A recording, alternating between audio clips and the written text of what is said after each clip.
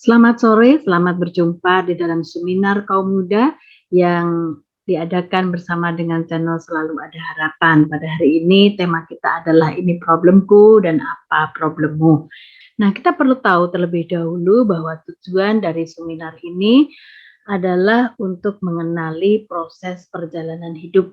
Jadi kita mengenal apa yang terjadi dalam perjalanan hidup kita, kemudian kita juga mengenali potensi-potensi hambatan yang mungkin terjadi, dan akhirnya kita membangun suatu strategi untuk mengatasi hambatan dalam kehidupan kita.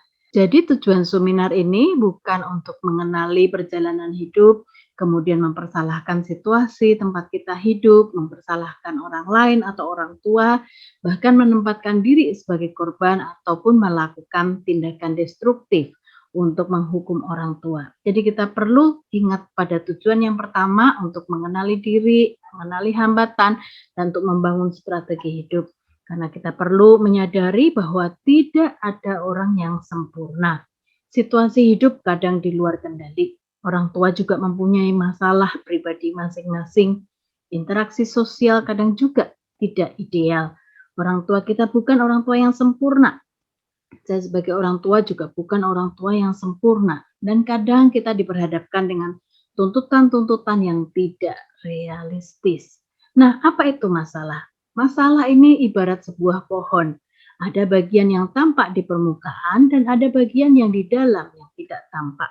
Nah, masalah yang muncul itu boleh dikatakan suatu manifestasi yang bisa ditunjukkan dengan misalnya masalah di dalam motivasi, dalam relasi, masalah di dalam prestasi akademik dan lain-lain. Nah, itu sebenarnya berakar dari masalah kepribadian, masalah identitas, masalah harga diri, masalah iman, dan masalah tekanan sosial. Nah, kita melihat bahwa problem itu hanya yang muncul di permukaan, tetapi akarnya adalah sesuatu yang tidak tampak. Dan melalui seminar ini kita mulai mencoba melihat bahwa masalah kita itu sebenarnya bukan hanya yang tampak, tetapi juga berkaitan dengan pengalaman masa lalu, pembentukan kepribadian, dan secara khusus dalam seminar ini akan membahas mengenai fiksasi. Nah, dari mana asalnya masalah? Nah, kalau kita lihat problem itu sebenarnya terbentuk dari interaksi kita dengan lingkungan, kemudian juga kemandekan atau fiksasi dalam proses perkembangan kehidupan diduga sebagai faktor yang cukup dominan munculnya problem yang bisa terjadi pada saat remaja ataupun dewasa. Apa itu fiksasi? Nah, kita bisa melihat bahwa fiksasi adalah terhentinya perkembangan normal pada tahap perkembangan tertentu karena perkembangan lanjutannya itu sangat sukar sehingga menimbulkan frustrasi dan kecemasan yang terlalu kuat. Nah, fiksasi ini terjadi ketika kebutuhan emosional seseorang secara tidak sadar kurang terpenuhi ketika berada di dalam tahap perkembangan anak-anak.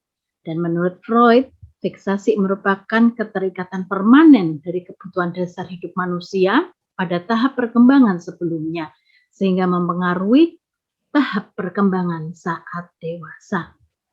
Nah, Freud membagi ada beberapa tahap perkembangan kepribadian. Dia membagi dalam 3 tahap besar. Yang pertama tahap infantil usia 0 sampai 5 tahun, dan tahap ini dibagi menjadi 3 fase, fase oral, fase anal, dan fase palis. Kemudian tahap laten dan tahap genital usia 12 tahun ke atas. Nah, fase yang pertama adalah fase oral usia 0 sampai 1 tahun. Pada fase ini perkembangan berlangsung pada tahun pertama kehidupan individu. Dan pada fase ini daerah erogen yang paling penting dan peka adalah bagian mulut, yaitu berkaitan dengan pemenuhan kebutuhan dasar akan makan dan air. Nah, stimulasi atau perangsangan atas mulut seperti mengisap bagi bayi merupakan tingkah laku yang menimbulkan kesenangan atau kepuasan. Sehingga kalau kita perhatikan pada fiksasi, jika terjadi pada fase oral ini, individu akan mengalami hambatan dalam menyelesaikan tahap oral, dia akan mengembangkan fiksasi fase ini. Dan Freud berpendapat bahwa anak-anak yang memiliki masalah selama proses penyapihan kemungkinan mengembangkan fiksasi oral. Beberapa contohnya, misalnya perilaku suka menggigit kuku, ya. Kemudian mengisap jempol mungkin sampai agak besar begitu. Kemudian merokok, mengunyah permen karet, minum secara berlebihan, dan perilaku yang lain yang berkaitan dengan kepuasan di area mulut. Dan kita melihat bahwa fokus fiksasi pada area ini adalah kegelisahan dan insecure. Yang kedua, fase anal usia 1-2 atau 3 tahun. Fase ini dimulai tahun kedua sampai tahun ketiga dari kehidupan. Pada fase ini, fokus dari energi libidal dialihkan dari mulut ke daerah dubur serta kesenangan atau kepuasan yang diperoleh dari kaitannya dengan tindakan mempermainkan atau menahan kotoran. Pada fase ini pula anak mulai diperkenalkan kepada aturan kebersihan oleh orang tua melalui toilet training, yakni latihan mengenai bagaimana dan di mana seharusnya dia membuang kotorannya. Lalu apa yang terjadi dengan fiksasi anal? Individu yang mengalami hambatan dan penyelesaian tahap kedua ini mengembangkan fiksasi anal yang berkaitan dengan pengendalian pergerakan usus. Anak yang mengalami masalah selama masa ini mungkin akan mengembangkan fiksasi anal, dan fiksasi anal dapat mengarah pada kepribadian yang disebut Freud sebagai kepribadian anal retentif dan anal eksklusif. Individu anal retentif yaitu latihan menggunakan toilet yang terlalu ketat dan disiplin, sehingga anak tumbuh menjadi individu yang terobsesi dengan teraturan dan kerapian, kebersihan, ya. Kadang dalam ketika dia dewasa atau remaja mulai nampak dia terlalu teratur begitu dan mudah gelisah jika sesuatu itu tidak sesuai dengan yang dia harapkan. Semuanya harus tertata baik dan sempurna. Kemudian yang kedua yaitu individu anal eksklusif. Nah, ini disiplin penggunaan toilet sangat lemah sehingga anak tumbuh dengan kepribadian yang tidak teratur dan berantakan. Misalnya dia cenderung ceroboh, menaruh barang-barang, kurang teratur, dan lain-lain. Kurang memiliki disiplin diri yang baik. Nah, fokus fiksasi pada bagian ini adalah obsesi terhadap keteraturan dan kebersihan, atau sebaliknya ya, ketidakteraturan dan ketidakbersihan seperti itu. Nah, selanjutnya fase falik usia 2-3 tahun sampai 5 atau 6 tahun. Nah, fase falik ini berlangsung pada tahun keempat atau tahun kelima. Suatu fase ketika energi libido sasarannya dialihkan dari dubur ke daerah alat kelamin. Pada fase ini anak mulai tertarik kepada alat kelaminnya sendiri dan mempermainkannya dengan maksud memperoleh kepuasan. Nah, perkembangan terpenting pada masa ini adalah timbulnya Oedipus kompleks. Oedipus kompleks ini apa? Yaitu objek seksual kepada orang tua yang berlawanan jenis serta permusuhan terhadap orang tua yang sejenis. Anak laki-laki cenderung ingin memiliki ibunya dan anak perempuan ingin memiliki ayahnya serta menyingkirkan ibunya. Nah, itu yang terjadi. Lalu, apa yang terjadi jika fiksasi terjadi pada fase ini? Pada tahap falik, fokus utama perkembangan adalah identifikasi dengan orang tua dari jenis kelamin yang sama. Pada tahap ini bisa jadi salah satu penyebab fiksasi adalah absennya orang tua dari jenis kelamin yang sama. Misalnya anak laki-laki kehilangan figur ayah karena ayah jarang di rumah atau bertugas di luar kota. Nah, fiksasi pada fase ini dapat mengembangkan kepribadian yang terlalu sombong, suka pamer, eksibisionis, dan agresif secara seksual. Freud juga berpendapat bahwa pada tahap ini laki-laki mengembangkan Oedipus kompleks dan perempuan mengembangkan Elektra kompleks.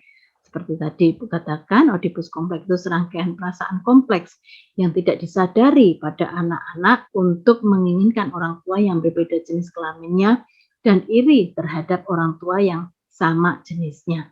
Misalnya anak laki-laki bersaing dengan ayahnya demi mendapatkan perhatian dan perasaan ibunya.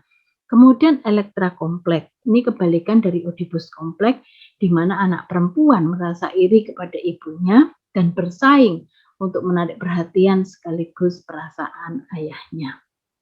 Selanjutnya fase laten. Fase ini pada usia 5 atau 6 tahun sampai remaja, anak mengalami periode peredaan impuls seksual. Menurut Freud, penurunan minat seksual ini akibat dari tidak adanya daerah erogen baru yang dimunculkan oleh perkembangan biologis. Pada fase ini, anak mengembangkan kemampuan sublimasi, yakni menggantikan kepuasan libido dengan kepuasan non-seksual, khususnya dalam bidang intelektual, atletik, keterampilan, dan relasi dengan teman sebaya.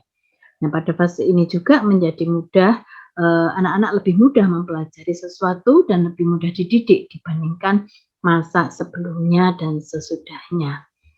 Nah, jika terjadi fiksasi pada masa latensi ini, itu akan menyebabkan anak kurang bisa mengendalikan diri untuk menggunakan energi pada hal yang positif, seperti menguasai keterampilan ataupun mengembangkan kemampuan akademisnya. Dan hal ini akan membuat anak merasa tidak kompeten atau merasa gagal. Nah, selanjutnya fase genital 12 tahun ke atas. Fase ini dimulai dengan perubahan biokimia dan fisiologi dalam diri remaja, ya. Ini memasuki masa pubertas. Nah, pada masa ini juga muncul sifat narsisistik. Individu mempunyai kepuasan dari perangsangan dan manipulasi tubuhnya sendiri dan orang lain, diinginkan hanya memberikan bentuk-bentuk tambahan dan kenikmatan jasmania. Jadi kadang kalau remaja suka foto-foto sendiri gitu ya, itu sesuatu yang normal pada masa ini, tetapi jika itu berlanjut hingga dewasa, nah itu perlu diwaspadai. Kemudian juga pada fase ini sistem endokrin itu memproduksi hormon-hormon yang memicu pertumbuhan tanda-tanda seksual sekunder maupun tanda-tanda seksual primer. Dan fase ini energi disalurkan ke objek yang di luar, seperti berpartisipasi dalam kegiatan kelompok, menyiapkan karir, cinta terhadap lawan jenis, perkawinan, dan keluarga. Ya, jadi ini sudah mulai terbuka, beda dengan fase-fase sebelumnya. Ya. Lalu, apa yang terjadi jika ada fiksasi pada fase genetik? Kegagalan pada fase ini menyebabkan kebingungan identitas.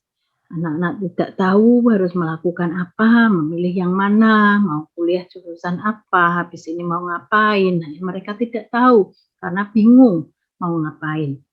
Mereka juga tidak nyaman terhadap perubahan. Nah, ini yang terjadi pada fase fiksasi pada fase genital. Nah, jika ada pertanyaan, nanti bisa dimasukkan di dalam Google Form. Nama boleh disebutkan, boleh dibaca atau dibaca sendiri. Jadi jangan malu-malu, boleh bertanya. Jadi jangan malu-malu, boleh bertanya tanpa menyebutkan nama. Selanjutnya, bagian yang kedua berkaitan dengan teori dari Erik Erikson, kita melihat dari psikososial ya. Nah, dalam fase ini juga ada beberapa tahapan ya yang dibagi. Karena ini kita rata-rata usia kuliah ya, jadi nanti akan dibahas sampai fase yang usia 21 sampai 39 tahun ya. Jadi fase selanjutnya tidak dibahas pada bagian hari ini. Nah, kita akan melihat bagian yang pertama di masa anak-anak awal, yaitu periode lahir sampai 6 tahun. Nah, pada masa ini lingkungan berperan sangat penting dan memengaruhi jumlah sel otak ya, karena pada waktu itu perkembangan otak sangat cepat sekali ya, terutama 3 tahun pertama. Nah, ini akhirnya akan membuat suatu rangkaian-rangkaian dalam sel otak itu untuk membentuk sesuatu berkaitan dengan informasi-informasi ya dalam otak itu. Nah, otak mendapat stimulus dan berkembang dengan baik. Apalagi dengan pemberian ASI selama 6 bulan eksklusif akan membentuk interaksi yang intensif dan ikatan khusus antara ibu dan anak. Kemudian juga berkaitan dengan pemahaman rohani, jika diajarkan sejak awal oleh orang tua akan membuat anak memiliki pemahaman dan pengalaman hidupnya. Biasanya konsep tentang Tuhan dikaitkan dengan relasinya dengan orang tua. Jika dia diajarkan bahwa Tuhan itu penuh kasih, sementara dia melihat orang tuanya itu penuh kekerasan, maka konsep tentang kasih itu menjadi sulit dipahami dan diterima. Oke, selanjutnya kita akan melihat fase yang pertama, ada pergumulan antara trust dan mistrust di usia 0 sampai 18 bulan, ya. Nah, pada fase ini, bayi mengembangkan trust kepada ibu atau pengasuh yang dapat diandalkan dan memperlakukannya secara konsisten dan mengasihinya. Bayi mengembangkan mistras jika tidak menemukan pemuasan atas oral sensory needs-nya. Bayi akan mengalami krisis trust dan mistrust.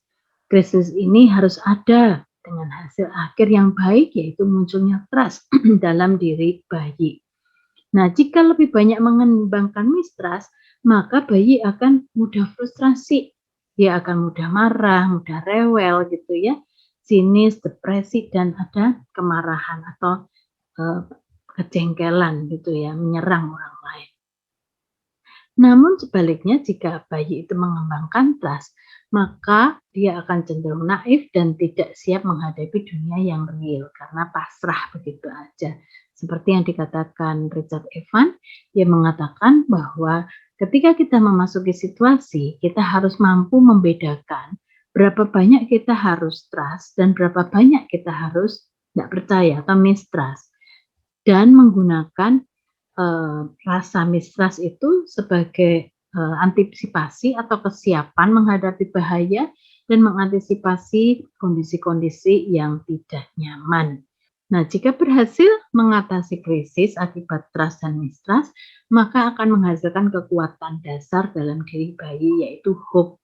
Ada pengharapan, misalnya ketika dia nangis ya, dia merasa lapar mungkin, haus. Nah, kemudian orang tuanya datang memberikan dia air susu. Nah, itu akan membuat dia nyaman, membuat dia ada pengharapan. Ketika dia kesulitan, dia minta tolong, dia akan mendapatkan pertolongan. Tetapi sebaliknya, kalau anak ini nangis, dibiarkan, nggak ada yang nengokin, nggak ada yang ngeliatin dia ya, apakah popoknya mungkin sudah penuh dengan air kencing, atau juga mungkin dia lapar. Nah, itu akhirnya dia tidak memiliki kepuasan ya, dan dia tidak bisa mempunyai pengharapan, sehingga akhirnya dia cenderung menarik diri dan menghindari dunia. Nah, ini kira-kira yang terjadi. Nah, pada fase ini juga ada problem dengan attachment. Attachment itu kelekatan. Nah, attachment itu dipengaruhi oleh kualitas caregiver atau orang yang mengasuh ya. Kalau ibu itu seorang yang responsif, berarti tanggap, kemudian caring, perhatian gitu ya, dan konsisten, maka akan menghasilkan seorang bayi yang mempunyai rasa aman, secure baby ya. Nah, tapi kalau ibunya inkonsisten, berarti tidak konsisten ya, sebentar baik, sebentar marah-marah sendiri ya, kadang juga self center, marah-marah, "Gara-gara kamu nih mama nggak bisa istirahat, mama nggak bisa tidur di malam hari," dan lain-lain. Atau dia menolak bayi itu atau menghindari bayi itu, mengabaikan bayi itu, nah maka akan menghasilkan seorang anak yang cenderung insecure, cenderung gelisah, cenderung mudah rewel ya. Nah, itu yang terjadi. Nah, kemudian juga masalah attachment ini juga dipengaruhi oleh karakter bayi itu sendiri. Apakah bayinya seorang yang penakut atau seorang yang ceria. Nah, sehingga memang perlu diperhatikan bagian itu. Nah, anak yang secure ciri-cirinya apa? Yaitu dia cenderung kaya akan vocabulary, akan kosakatanya banyak ya. Dia bisa mengungkapkan sesuatu, dia belajar untuk mengungkapkan dengan kata-kata. Dia mempunyai interaksi yang positif, happy gitu ya, punya rasa ingin tahu, dia merasa kompeten, empati, percaya diri, mandiri, mampu berelasi, mampu bersahabat, nah, dan mampu mengatasi masalah. Nah, jika anak itu insecure, dia cenderung mengembangkan emosi-emosi negatif, misalnya takut, ya, mudah stres, marah gitu ya, bermusuhan, kemudian juga masalah perilaku sampai biasanya terjadi pemberontakan di usia remaja. Nah, selanjutnya tahap berikutnya yaitu otonomi atau kemandirian, VS, shame itu malu, dan DAP itu ragu-ragu ya. Nah, ini terjadi pada usia 18 bulan sampai 3 tahun. Nah, pada fase ini anak-anak mulai melakukan sesuatu secara mandiri. Kalau tadi teorinya Freud juga disebut-sebut ya tentang anal gitu ya, fase anal toilet training. Nah, di sini Erikson juga menggunakan kemandirian berkaitan dengan toilet training. Anak belajar mampu untuk mengontrol atau mengkoordinasi tubuhnya. Dia mulai bisa berjalan, dia bisa melompat, menggenggam, ingin memilih dan memutuskan sendiri. Biasanya nyoba mau makan sendiri, pegang sendok dan lain-lain. Kemudian juga anak belajar membangun kepercayaan pada diri dan kemampuannya. Jadi ini fase yang cukup penting untuk membangun rasa kemampuan, ya dia mampu melakukan, dia bisa mengerjakan gitu ya. Nah, keberhasilan pada fase ini akan membuat anak itu merasa mampu mengembangkan percaya diri dan self control yang baik. Tapi ingat syaratnya orang tua atau lingkungan mendorong dan memberi kesempatan serta kepercayaan pada anak untuk melakukan sesuatu. Tapi kegagalan pada fase ini, misalnya anak tidak diberi kesempatan untuk mandiri, semua serba tersedia, semua serba nggak boleh, ya terlalu banyak dilarang begitu ya, itu akan membuat anak itu merasa nggak mampu. Makan sendiri, jatuh semua, akhirnya dimarahin, "Udah kotor semua, udah kamu tinggal buka mulut aja langsung makanan bisa masuk." Itu membuat dia nggak bisa terampil menggunakan tangannya, megang sendok memasukkan makanan ke mulut. Nah, itu membuat dia nggak bisa. Akhirnya malu, takut, ragu-ragu, dan tidak percaya diri. Nah, besar kemungkinan orang tua terlalu overprotective ya, terlalu menjagain sampai akhirnya anak nggak boleh ngapa-ngapain, membatasin dan memanjakan. Memanjakan itu berarti mengambil alih tanggung jawab anak ya, sehingga dia tidak bisa ngapa-ngapain, dia nggak bisa mandiri dan akhirnya merasa dirinya nggak bisa, aku nih nggak mampu. Nah itu yang terjadi ya. Lalu apalagi yang terjadi jika anak itu tidak berhasil? Anak kemungkinan akan mengembangkan suatu sikap compulsion ya, jadi keharusan, terpaksa, sehingga dia akan taat jika ada pengawasan langsung. Kalau nggak ada pengawasan langsung, dia nggak akan melakukan apa-apa ya. Jadi ini semacam keterpaksaan begitu. Dan jika dia berhasil, anak itu akan mengembangkan perasaan will ya, punya kehendak. Dan ini merupakan suatu benih bagi kehendak bebas dan willpower itu. Nah, jika diizinkan untuk mengembangkan kemandiriannya, dia akan punya tujuan sendiri. Dia akan punya kehendak, aku mau begini, aku mau begitu, seperti itu. Nah, selanjutnya fase inisiatif vs guilt. Guilt ini rasa bersalah. Fase ini terjadi pada usia 3 sampai 5 tahun. Ini berarti usia TK ya, taman kanak-kanak. Anak banyak mengembangkan keingintahuan, inisiatif, imajinasi, fantasi ya, suka mainkan peran gitu, kemudian mengembangkan kemampuan bahasa dan juga mengembangkan kemampuan membuat target. Nah, kalau kita lihat anak-anak usia TK itu kan suka bermain peran. Yuk jadi dokter-dokteran misalnya, atau yuk jadi mama papa gitu kan ya, jadi pengantin ya, jadi princess sama prince begitu. Nah, dan juga kalau kita lihat mungkin ada film-film di usia untuk anak-anak usia ini misalnya Dora. Nah, Dora ini juga begitu melatih anak untuk mempunyai tujuan. Misalnya mau kemana kita? Gunung tertinggi gitu kan. Nah, sebelum lihat gunung tertinggi harus lewatin apa gitu kan. Misalnya Bukit Merah gitu ya, kemudian Danau Biru, gunung tertinggi. Nah, ini ada tujuan, ada target-target yang harus dicapai. Nah, itu perkembangan di usia 3 sampai 5 tahun ya. Nah, perkembangan ini pada saat yang sama juga menimbulkan rasa bersalah. Misalnya dia dilarang atau nggak boleh melakukan sesuatu sehingga terjadilah konflik antara inisiatifnya tadi dan perasaan bersalahnya.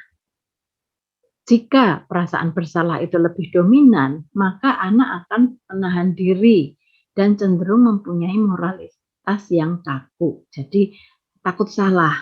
Ya misalnya kalau kita lihat anak TK menggambar daun misalnya.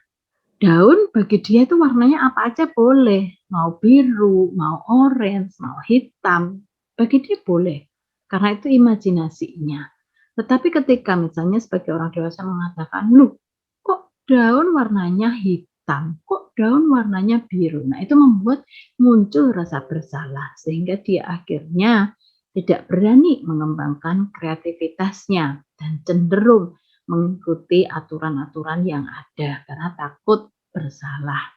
Ketika dia mengembangkan imajinasinya ternyata tidak sesuai dengan standar orang dewasa. Nah, konflik ini akan menghasilkan tujuan atau purpose. Anak belajar mempunyai tujuan, misalnya dalam permainan untuk menang ya, ada tujuannya. Ya harus ke situ ya, dia akan lari secepat mungkin untuk mencapai garis finish terlebih dahulu begitu. Dan juga menanamkan nilai tentang benar dan salah yang menjadi dasar dari moralitasnya. Jadi pada fase ini anak-anak perlu diajarkan bagaimana menilai benar dan salah. Jadi jangan sampai salah ya. Kalau bohong itu misalnya nggak boleh, tapi orang tua ngajarin, nanti kalau om itu datang bilang papa nggak ada ya. Jadi waktu om siapa gitu ya, mungkin penagih hutang atau apa datang, dibilang, papa mana? Anak itu akan mengatakan, tadi papa bilang papa nggak ada. Nah gitu kan, jadi ini hati-hati. Fase ini sangat berbahaya. Kalau keliru mengajarkan benar salahnya. Jadi kita perlu menanamkan benar dan salah karena itu yang menjadi dasar dari moralitasnya. Kemudian dalam fase ini juga anak mengembangkan inisiatif. Itu berarti anak diberi kesempatan berkreativitas dan merealisasikan ide-idenya. Jadi dia bisa menjadi seorang anak yang self-starter, artinya memulai sendiri dan berani akan tantangan. Nah sebaliknya jika rasa bersalah itu yang berkembang, dia mempunyai rasa bersalah yang kuat, takut dihukum, dia nggak tegas karena kerap dilarang. Jadi mau kemana itu bingung sendiri akhirnya. Takut nggak boleh, ntar dimarahin mama, ntar dimarahin papa, seperti itu. Jadi dia tidak diberikan kesempatan atau kebebasan waktu untuk mengekspresikan diri. Sehingga dia cenderung mempunyai konsep diri yang kurang baik dan cenderung memiliki rasa bersalah yang berlebihan. Sehingga kadang kelihatannya murung ya, jadi kayak bingung mau ngapain nggak berani, kalau nggak disuruh nggak jalan gitu kan. Karena takut ketika inisiatif itu nanti jangan-jangan keliru, nanti salah lagi seperti itu. Nah, ini pada bagian ini mulai terjadi pembentukan self konsep. Self konsep itu apa? Yaitu gambaran keseluruhan mengenai diri. Jadi dia mulai sadar dengan keunikan dirinya dan ini bermula dari pengenalan diri sendiri. Kalau boleh dikatakan umur 15 bulan itu sebenarnya anak sudah mulai mengenal dirinya, paling tidak tahu namanya, tahu orang tuanya siapa. Ya, jadi diajarin itu. Kemudian juga 18 sampai 24 bulan, 75% itu dikatakan anak itu sudah mampu mengenali dirinya secara utuh. Dan 5 sampai 7 tahun anak sudah mampu menceritakan gambaran dirinya. Apa yang terjadi, apa yang ingin dilakukan, dia maunya apa, cita-citanya apa, mamanya gimana, papanya gimana, itu kadang anak-anak sudah mulai bisa menceritakan ya. Nah, selanjutnya fase industri vs inferiority. Industri ini artinya tekun, rajin gitu ya. Kalau inferior itu artinya minder. Nah, fase ini terjadi pada anak-anak usia SD 6 sampai 12 tahun. Dan kalau kita lihat pada fase ini anak mempunyai lingkungan yang baru ya. Jadi tidak hanya keluarga, tapi juga mulai ada teman, ada guru dan orang-orang dewasa lainnya. Nah, anak usia sekolah dasar, dia secara kreatif ya, udah mulai mengembangkan kreativitas, keterampilan akademis dan sosial gitu ya, baik secara formal maupun informal. Dan dia juga mulai mengerjakan tugasnya dengan baik. Dia bisa punya tanggung jawab seperti itu ya untuk mengerjakan tugasnya. Sehingga anak akan belajar keterampilan dan berbagai kemampuan untuk mendapatkan kompetensinya. Jadi senang belajar ya anak-anak SD itu karakteristiknya. Nah, melalui proses ini anak itu mengembangkan rasa ketekunan tadi, rajin ya, suka menghasilkan karya-karya ya, menyelesaikan tugas-tugasnya seperti itu. Nah, selanjutnya keberhasilan tadi menumbuhkan juga rasa sense of competence ya, jadi merasa oh aku bisa, aku nyelesain, oh aku bisa mengerjakan soal ini, aku bisa menggambar, aku bisa menyanyi, aku berani tampil di depan kelas, aku bisa menghafal puisi atau pantun. Nah, itu membuat dia merasa kompeten ya. Tetapi kegagalan itu akan membuat dia merasa malu, merasa nggak mampu, merasa bodoh, merasa tidak berguna. Apalagi kalau dibully ya pada masa ini, dikatakan bodoh oleh temannya, dikatakan cupu misalnya. Nah, itu akan membuat anak itu merasa bodoh dan tidak mampu. Dan anak juga melihat kaitan antara ketekunan dan rasa puas akan keberhasilan, sehingga dia cenderung akan mengulang. Jika dia berhasil, dia akan mengulang keberhasilan-keberhasilan yang lainnya. Tetapi ketika anak mengalami kegagalan yang berulang, dia juga akan makin drop. Dia akan cenderung makin minder, apalagi makin diomelin guru, diomelin orang tua, dikata-katain teman. Nah, ini membuat dia makin minder dan akhirnya dia tidak bisa melakukan sesuatu karena udah dipenuhi dengan ketakutan dan minder banget sehingga brain power-nya itu menjadi kecil dan tertutup. Nah, itu yang terjadi ya. Jadi hati-hati kalau punya adik usia SD ya, itu fasenya dia sedang mengembangkan rasa berharga, rasa kompeten gitu ya, merasa dirinya itu signifikan begitu. Nah, kita perlu mendukung adik-adik kita yang masih SD untuk bisa mempunyai rasa percaya diri ya dan kompetensi, dia merasa kompeten, merasa yakin dengan kemampuannya, sehingga dia bisa menguasai keterampilan-keterampilan dan bisa menyelesaikan tugas, masalah, dan tantangan, bahkan juga berelasi dengan teman-teman sebaya. Ya.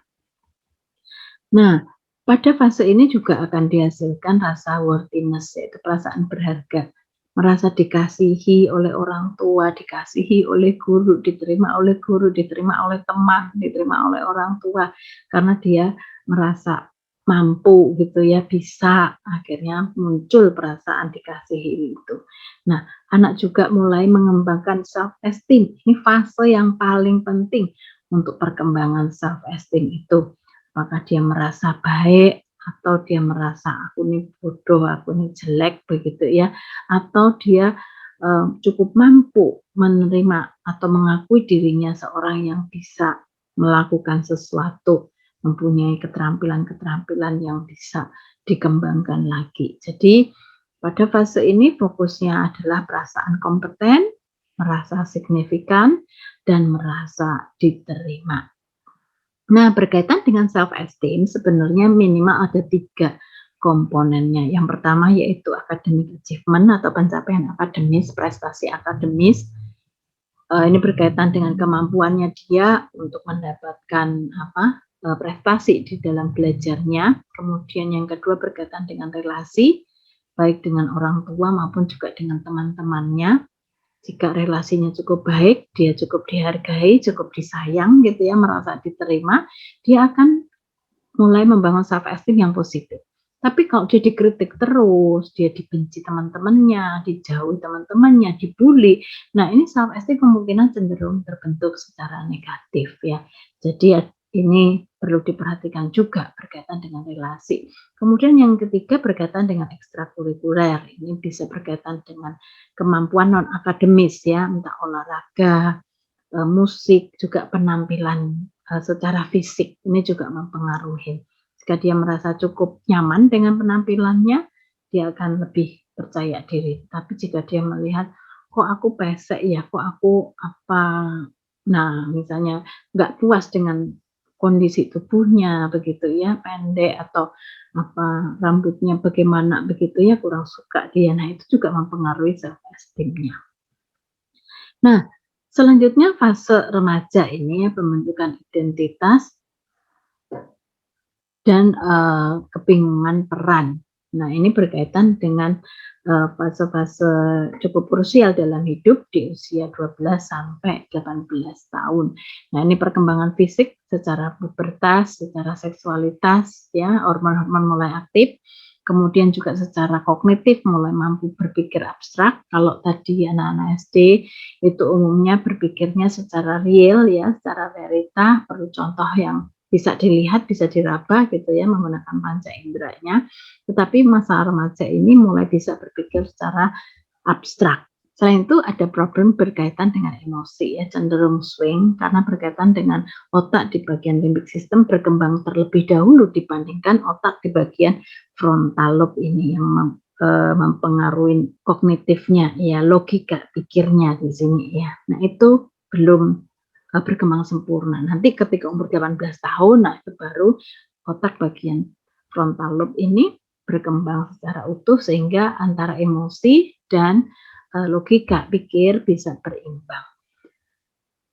Nah, kemudian juga masa remaja ini adalah masa eksplorasi ya, dengan kerentanan dan atau kerawanan dan potensi yang sama besar. Jadi seperti tantangan dan peluang itu sama besarnya gitu ya. Sehingga memang perlu hati-hati di masa ini muncul idealisme dan kritisisme gitu ya, terhadap nilai, aturan, atau keyakinan keluarga. Dia mulai membandingkan keluarganya dengan keluarga orang lain. Kenapa kok di keluargaku gini? Kenapa kok begitu? Kenapa kok ini begini begitu? Nah, itu semua akan dibanding-bandingkan dan melihat hidup itu dalam satu perspektif yang lebih luas begitu. Karena dia mulai terbuka pergaulannya dengan lebih banyak orang lagi.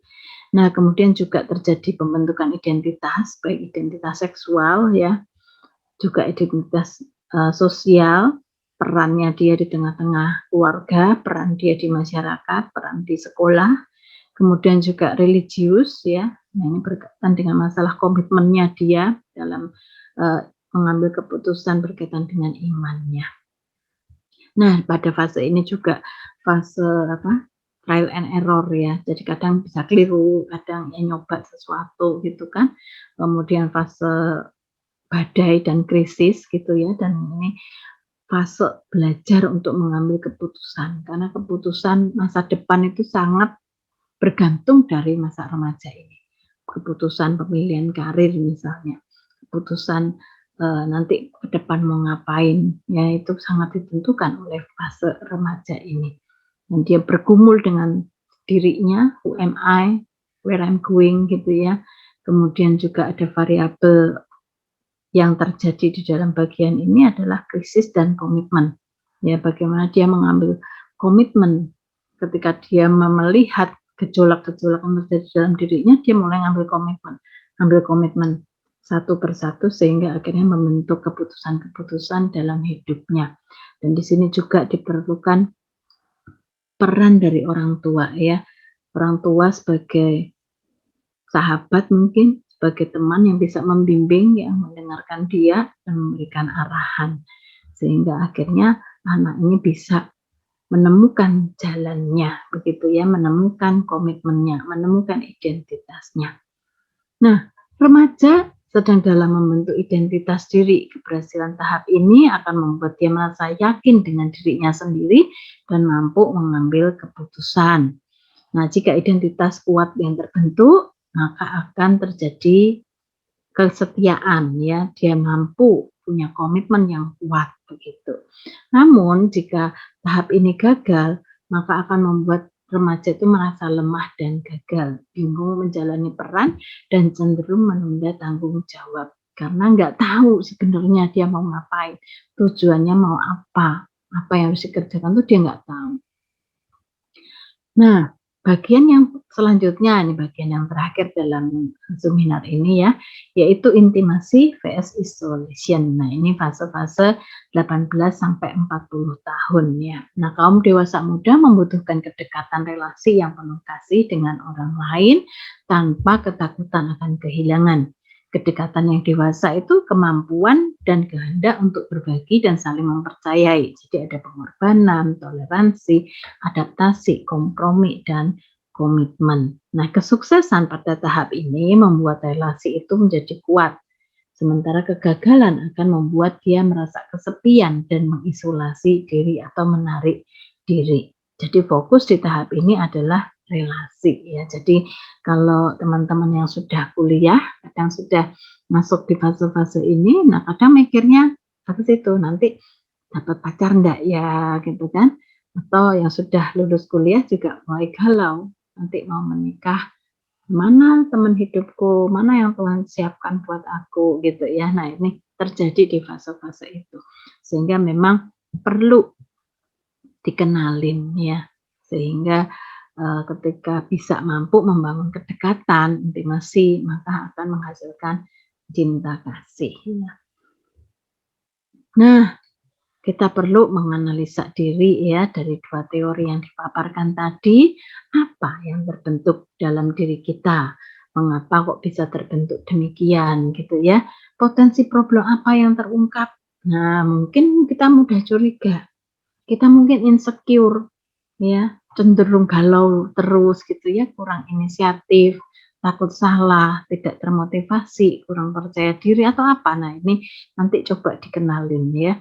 Kemudian alternatif strategi yang efektif apa yang bisa ditemukan. Nah, kalau kita lihat ini ringkasannya, kita bandingkan 2 teori tadi ya, usia 0 sampai 18 bulan, teori psikoseksual itu dari Freud dan teori psikososial dari Erikson ya. Kalau di teorinya Freud ini fase oral, di Erikson fase trust and mistrust ya. Nah, hasil contoh kemungkinan fiksasi yang terjadi adalah gelisah atau insecure. Nah, kalau usia 18 bulan sampai 3 tahun, ini fase anal, ini fase otonomi ya, PSIM and DAP. Ini fiksasi yang mungkin terjadi adalah malu, ragu-ragu, sulit ambil keputusan gitu ya, atau yang terlalu obsesi dengan kebersihan ya, terlalu rapi banget atau sebaliknya. Kemudian fase 3 sampai 5 tahun itu fase falik. Nah, itu ada pergumulan antara inisiatif dan rasa bersalah begitu ya. Nah, ini kalau fiksasi kemungkinan takut salah, nggak termotivasi, nggak berani mengembangkan kreativitas gitu ya, nggak bisa mengembangkan inisiatifnya seperti itu. Kemudian usia 6 sampai 12 tahun itu fase laten, di psikososial berkaitan dengan masalah industri vs inferiority. Nah, ini berkaitan dengan masalah kurang pede, negatif self concept ya. Jadi merasa minder, merasa dirinya nggak mampu, merasa nggak diterima, merasa nggak signifikan seperti itu.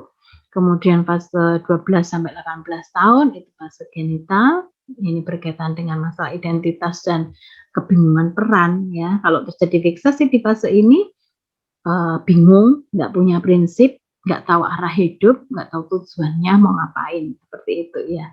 Kemudian fase usia 18 sampai 40 tahun, di teori psikoseksual tidak ada lagi tahapannya, psikososial, intimasi vs isolasi. Nah, kalau terjadi fiksasi di bagian ini akan sulit bergaul dan cenderung menarik diri. Nah, kalau kita lihat analisa diri kita tadi ya, jadi mungkin kita akan menemukan diri kita, self discovery ya, menemukan diri. Oh, aku ternyata begini. Misalnya aku kok kadang susah untuk berinisiatif ya, aku takut salah. Misalnya. Oh, ternyata ada fiksasi di bagian itu. Mungkin lingkungan atau orang tua cenderung overprotective atau cenderung membatasi, terlalu banyak dilarang, terlalu banyak dikritik. Nah, ini kita mulai self discovery. Oh, ternyata aku itu kelemahanku gitu ya. Nah, setelah dari self discovery ini kita mulai self development, membangun diri kita. Kalau gitu apa yang harus aku lakukan untuk mengatasi kelemahan ini gitu ya. Lalu self mastery itu menguasai ya. Nah, setelah itu baru kita bisa mengaktualisasi diri. Nah, ini akan terus menjadi siklus yang terus berputar. Self discovery, self development, self mastery, self actualization ya. Nah, ada quotes ini dari Fred Van Amburg ini ya, ini aktor kawaan, bahkan saya mungkin belum lahir juga ketika aktor ini ada. Nah, dia mengatakan bahwa semua nasihat di dunia ini tidak akan menolong kamu sampai kamu menolong diri kamu sendiri. Dan satu lagi quotes yang mungkin juga sering kita dengar, the only person yaitu kurang L that can satu-satunya orang yang dapat menolong kamu adalah dirimu sendiri ya. Jadi kita perlu perhatikan bahwa ketika kita sudah mengenal diri, Jangan kita mengharapkan orang lain yang mengubah kita, tetapi kita perlu mengubah diri kita sendiri. Nah, kita tahu, menyadari bahwa ada ketidakidealan perkembangan itu membuat lubang di dalam diri kita. Nah, besar kecilnya lubang itu tergantung dari pengalaman yang dilalui dalam fase kehidupan. Kita tidak dapat memutar ulang film kehidupan kita dan membuatnya menjadi seideal yang kita harapkan. Oleh sebab itu, jangan terjebak pada masa lalu yang membuat kita terus merasa tidak berdaya. Jangan terjebak kata seandainya, karena hal itu tidak pernah terjadi dan semakin membuat kita kecewa. Terimalah realita yang ada, bertumbuh dalam keunikan diri untuk mempersiapkan masa depan. Dan yang penting ini, jadilah the best version of you. Jadi bukan versinya orang tua, bukan versinya orang lain gitu ya, tetapi versi dirimu sendiri, yang terbaik dari versi dirimu sendiri. Nah, ini tentunya tidak mudah, perlu usaha, perlu pengenalan diri yang lebih dalam untuk kita bisa menjadi diri sendiri, mengembangkan potensi, mengatasi kelemahan diri kita sendiri, sehingga kita menjadi the best version ya. Kemudian juga kita perlu menyadari bahwa jangan putus asa ya, jangan menyerah, karena hanya Tuhan yang bisa membenerin gitu kan. Jadi kita perlu menyediakan diri kita untuk diperbaiki. Dan anugerah Tuhan yang mengasihi kita, Dia akan membalut luka-luka masa lalu kita dan memampukan kita untuk memaafkan orang lain, menerima kondisi hidup kita dengan segala keterbatasannya, untuk kita bisa bertumbuh, mengembangkan diri kita sendiri.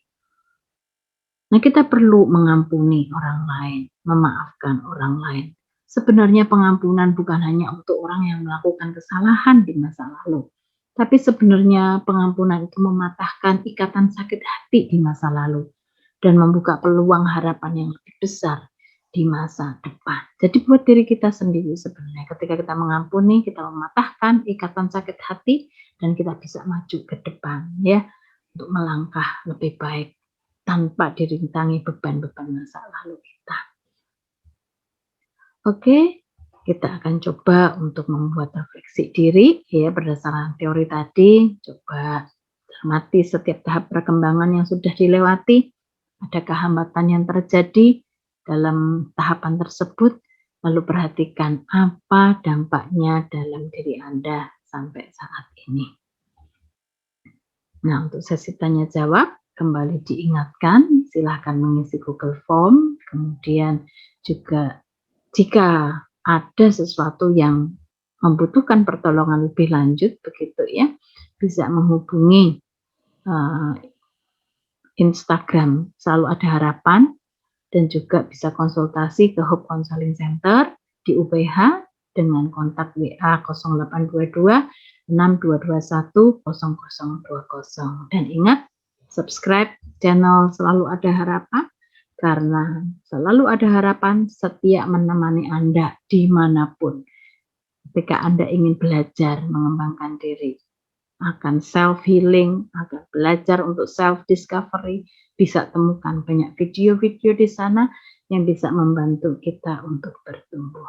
Oke, sampai di sini seminar kita pada hari ini, dan selanjutnya akan ada break untuk sesi tanya jawab.